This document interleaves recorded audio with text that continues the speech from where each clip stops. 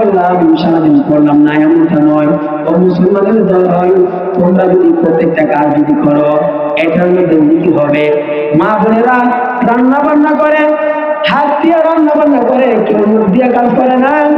আল্লাহ রাসূল সাল্লাল্লাহু আলাইহি ওয়াসাল্লাম বলেন, তোমরা যেন সংসারের মধ্যে কাজ করতেছো, রান্না বান্না করতেছো, সংসারের যত কাজ আছে এগুলা করতেছো, সন্তানের কাপড় চোপড় ধুইতেছো, সন্তানকে রেডি করিয়া মাদ্রাসা স্কুলে পাঠাইতেছো, এই পাকে মুখে তুমি যে কাজ করতেছো, তুমি যখন রান্নার বান্না শুরু করবা, রান্না যখন শুরু করবা, বিসমিল্লাহ বলিয়া ভাতের পাতিল যা তরকারির পাতিল যা বিসমিল্লাহ বলিয়া তুমি চুলার মধ্যে বসাইবা।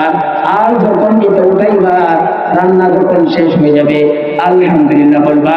বিসমিল্লাহ বলিয়া শুরু করছো, আলহামদুলিল্লাহ বলিয়া শেষ করছো। যতক্ষণ তুমি রান্না বান্না করছো, যতক্ষণ তুমি কাপড় চোপড় ধুইছো, মাঝখানে যদি তুমি জিকির করো নাই, কিন্তু বিসমিল্লাহ কইয়া যেহেতু তুমি শুরু করছো, আলহামদুলিল্লাহ বলিয়া তুমি শেষ করছো, আল্লাহ রাসূল বলেন বাকি সময়টা যে তুমি কাপড় চোপড় ধুইলা রান্না বান্না করলা, আল্লাহ রাব্বুল আলামিন এই বাকি সময়টাও তোমার রান্না বান্নাটাও কাপড় চোপড় ধোয়াটাও আল্লাহ রাব্বুল আলামিন এটাও ইবাদত হিসেবে গণ্য করবেন। সুবহানাল্লাহ।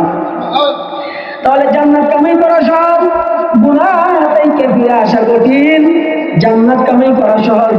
আপনি যদি জান্নাতের পথিক হইতে চান, আল্লাহ রাসূল যে কথাগুলো বলেছেন, আল্লাহ তাআলা যে নির্দেশ দিয়েছেন, এটা যদি আমরা আল্লাহর হুকুম আহকাম মানি, রাসূলের অনুসরণ অনুকরণ করি, তাহলেই তো জান্নাত আমাদেরকে আল্লাহ দিবেন। আল্লাহ তাআলা আমাদেরকে জান্নাত দিবেন। কিন্তু জান্নাত কামাই করা সহজ, জাহান্নাম থেকে ফিরে আসা কঠিন। কারণ জাহান্নামের প্রতি আমরা হইছি, যদিও আমরা দাবিদার, আমরা কেউ জাহান্নামে যাইতে চাই না। যারা নামাজ না পড়ে তাদেরকে যদি জিজ্ঞাসা করা হয় তুমি জাহান্নামে যাইবা নাকি, সেও বলবে না না, আমি জাহান্নামে যাইতে চাই না, আমি জান্নাতে যাইতে চাই। কিন্তু জান্নাতে যাওয়ার কোন কাজ তো আমরা করি নাই।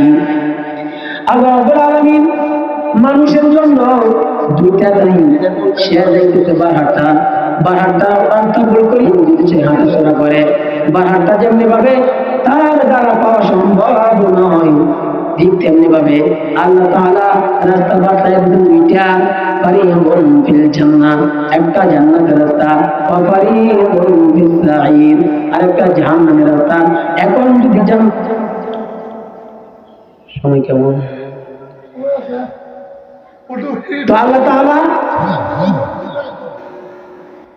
আপনাদের এই মহল্লায় মাসিক ইসলামী মাহফিল প্রত্যেক মাসে হোক, এটা আমরা চাই কিনা? প্রত্যেক মাসে দিন আলোচনা হোক।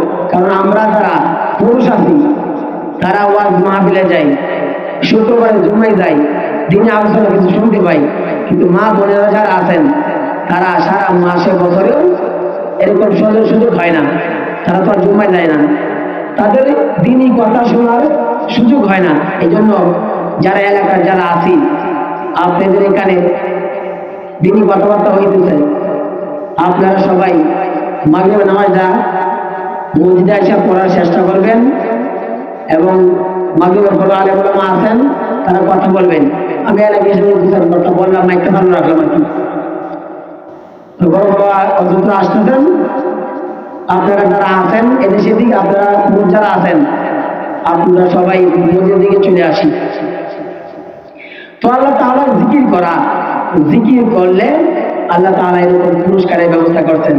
যদিও মানুষ মারা গেলে জিকির করলেও কোনো ফায়দা হবে না, মারা গেলে জিকির করলেও আখিরাতে যদি জিকির করা হয় নেকি হবে না, নেকি কামের জায়গা হলো দুনিয়া। এই দুনিয়া থেকে একবার সুবহানাল্লাহ বলে গেলেও আল্লাহ রাসূল সাল্লাল্লাহু আলাইহি ওয়াসাল্লাম বলেন, কোন মানুষের জবান দিয়ে যদি একবার সুবহানাল্লাহর আওয়াজ দেয়, তাহলে আল্লাহ তাআলা খুশি হইয়া ওই বান্দার আমলনামায় এমন একটা গাছ রোপণ করেন। এই গাছের যে ছায়া, এটা যদি দ্রুতগামী ঘোড়া 500 বছর পর্যন্ত দৌড়ায়, এই গাছের ছায়া শেষ করতে পারবে না। এমন বড় গাছ আল্লাহ রাব্বুল আলামিন দিবেন। জান্নাত থেকে একটা মরুভূমির মতন, মনে করেন মরুভূমি ক্ষেত, এটা দুনিয়াতে কামাই করা জায়গা। আপনি বিদেশ গেছেন, টাকা কামাই করার জন্য গেছেন, এখন টাকা আপনি মাসে মাসে পাঠাইতেছেন, আপনার জমিন আছে, এখানে যদি আপনি বিল্ডিং করতে চান, যদি হাফ বিল্ডিং করতে চান হাফ বিল্ডিংও করতে পারবেন। যদি বলেন না 2 তলা ফাউন্ডেশন করে করবো, 5 তলা করবো, করতে পারবেন। এটা আপনার ভূমি। আর আপনি বিদেশ গেছেন টাকা কামাই করার জন্য, এখন আপনি 5 তলা 10 তলা ইচ্ছে করলে পারবেন না, আপনি টাকা আছে, কামাই করার জন্য গেছেন। আল্লাহ তাআলাও আমাদেরকে দুনিয়াতে পাঠাইছেন নেকি কামাই করার জন্য। এই নেকি কামাই করলে জান্নাতের যে জায়গা আছে, আল্লাহ তাআলা এই জান্নাতের জায়গাগুলা আমাদের জন্য বরাদ্দ করে দিবেন। আল্লাহ তাআলা, আল্লাহ রাসূল সাল্লাল্লাহু আলাইহি ওয়াসাল্লাম বলেন, জান্নাত এমন ছোট, আমাদের বাসা বাড়ির মতো ছোট ছোট রুম, একটা কাঠ পড়লে, একটা শোকেস, ফ্রিজ রাখলে আর জায়গা থাকে না। কিন্তু জান্নাত এমন নয়, তোমার বাড়ির মতো নয়, এরকম বাংলাদেশের মতো নয়। পৃথিবী, এই জন্য একটা পৃথিবী আছে, সব রাষ্ট্র মিলিয়া, শুধু রাষ্ট্র ছাড়াও যেখানে মহাসাগর আছে, মহা জঙ্গল আছে, এইগুলাতে মানুষ বসবাস করে না। পৃথিবীর প্রান্তে যত পৃথিবী আছে, যত প্রাণী, এই পৃথিবীর সীমান্ত যতখানে আছে, আল্লাহ রাসূল সাল্লাল্লাহু আলাইহি ওয়াসাল্লাম বলেন, সর্বশেষ যাকে জান্নাত আল্লাহ তাআলা দান করবেন, এই জান্নাতটা কত বড় দেওয়া হবে জানো? এই 10 দুনিয়ার সমান একটা জান্নাত তার আমলে দেওয়া হবে। সুবহানাল্লাহ। তাহলে জান্নাত 10 দুনিয়ার সমান একটা জান্নাত একটা মানুষকে দেওয়া হবে। তা আল্লাহর কাছে কি জায়গা কম আছে? অপূর্ণ জায়গা। যেমন এই আমাদের এই মসজিদ, এই মসজিদের ভিতরে মনে করেন এই মসজিদটা 18 হাত বা 20 হাত ভিতরটা, এখন কি একটা লাইট বা একটা ফ্যান 21 হাত বা 22 হাত লম্বা, এক একটা ফাঁকা, এই মসজিদের ভিতরে ফিটিং করা যাবে? যাবে না।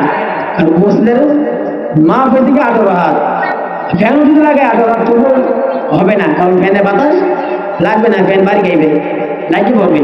কিন্তু আল্লাহ রাব্বুল আলামিন বলেন, এই যে তোমরা আসমান দেখতেছো, এই আসমান আল্লাহ রাব্বুল আলামিন আসমান তৈরি করছেন, এর মধ্যে যে সূর্য দেখতেছো, চন্দ্র দেখতেছো, এটা কত কোটি, হাজার না কোটি গুণ বড়। এই পৃথিবীতে কেউ সূর্য, চন্দ্র, সূর্য পৃথিবীতে কেউ কোটি কোটি গুণ বড়, তবু আল্লাহ রাব্বুল আলামিন এই আসমানের মধ্যে টানা রাখছেন, এর মধ্যে সাদা রাখেন, চন্দ্র, সূর্য, তারা সাদা রাখছেন। তা আল্লাহর কাছে সম্ভব? এক একটা তারকা যদি এত বড় হয়, চন্দ্র যদি এত বড় হয়, কিন্তু আমরা আসমানের মধ্যে দেখি কি একটা তারা, সাথে মনে হয় 2 হাত হেদিকে একটা তারা। তারা যদি এত বড় হয়, দূর থেকে এত ছোট দেখা যায়, তাহলে মাঝখানে যে 2 তারার মাঝখানে যে জায়গাটা দেখি আমরা 1 হাত বা 1 হাত, তাহলে এই জায়গাটা কত বড়। আল্লাহ তাআলা যেন, আল্লাহকে চিনতে হইলে আল্লাহ রাব্বুল আলামিন বলেন, আমাকে নিয়ে তোমরা গবেষণা করো না। আল্লাহকে নিয়ে যদি কেউ গবেষণা করে, তাহলে মানুষ নাস্তিক হয়ে যায়। মানুষ তখন মুমিন থাকবে না, কাফের হয়ে যাবে, নাস্তিক হয়ে যাবে। কেউ যদি আল্লাহকে নিয়ে সৃষ্টি, আল্লাহ সৃষ্টিকে নিয়ে গবেষণা করা, আল্লাহকে নিয়ে নয়, আল্লাহকে নিয়ে যদি গবেষণা করা হয়, তাহলে বলতে হবে, এরকম গবেষণার মধ্যে এরকম আইসা বলবে যে আল্লাহ কি কে বানাইছে, আল্লাহর আগে কেডা আছে, আল্লাহর বাপ কেডা, আল্লাহর মা কেলা, এগুলা আইসা বলবে। তখন আল্লাহকে নিয়ে তোমার সন্দেহ হয়ে যাবে, ইবাদত করবো না। এই জন্য আল্লাহ বলেন, আমার সৃষ্টি নিয়ে ভাবো। আল্লাহ রাসূল বলেন, কেউ যদি